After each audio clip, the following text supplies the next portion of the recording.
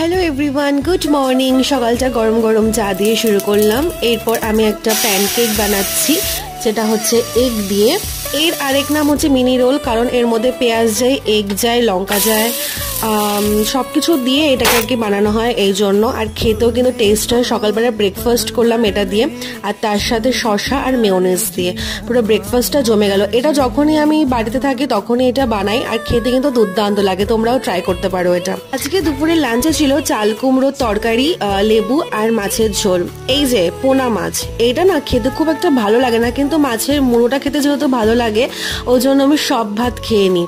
আর এই ঝোলটা কিন্তু মা দুর্দান্ত বানায়। আর এই গরমের মধ্যে পাতলা ঝিঙে আলু দিয়ে ঝোল বেশ ভালোই লাগে খেতে। আজকে বিকেলবেলার ওয়েদারটা না দারুণ ছিল, ঠান্ডা ঠান্ডা হাওয়া দিচ্ছিল, মেঘলা মেঘলা করেছিল, তাই না ক্রেভিংস হচ্ছিল ম্যাগি খাওয়ার, তাই জন্য আনিয়ে খেলাম ম্যাগি। সো আজকের মিনি ব্লগটা এই পর্যন্ত। দেখা হচ্ছে নেক্সট ব্লগে। টাটা।